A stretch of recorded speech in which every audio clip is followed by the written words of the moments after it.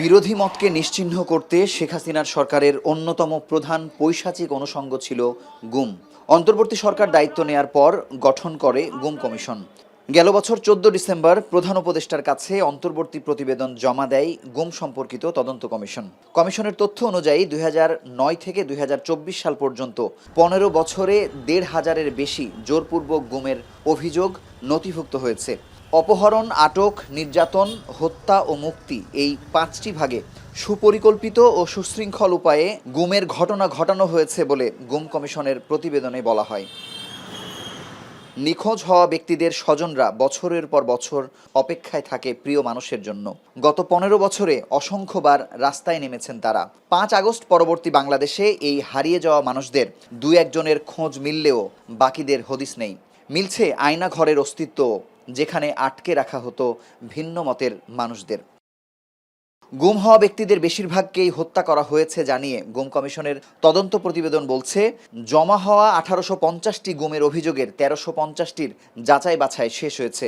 এখনও নিখোঁজ 345 জনের হদিস পায়নি কমিশন।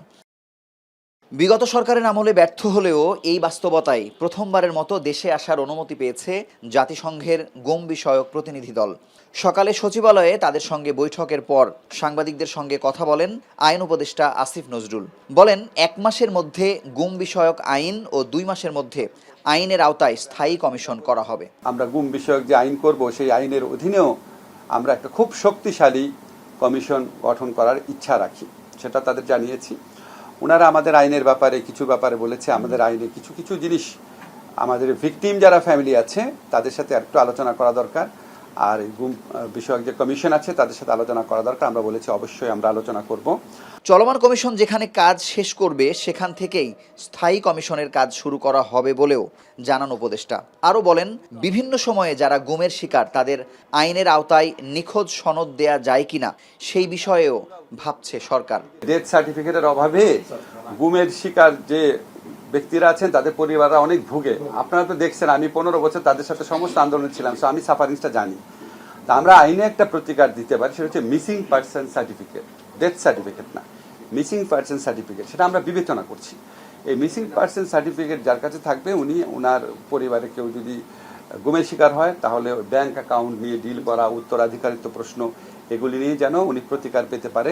গুম প্রতিরোধ ও বিচারের ক্ষেত্রে কোনো প্রকল্প নয়, বরং বিদেশ থেকে বুদ্ধিবৃত্তিক ও কৌশলগত সহায়তা নেবার কথা জানিয়েছেন আইন উপদেষ্টা। এটা বলেছি, আমরা গুম বিষয়ক যে আইন করব। মুজাহিদ শুভ, এখন, ঢাকা। মাঠের অলরাউন্ডার আমি, আর ঘরের allrounder Tilex. Tilex toilet cleaner, clean মানেই টাইলক্স।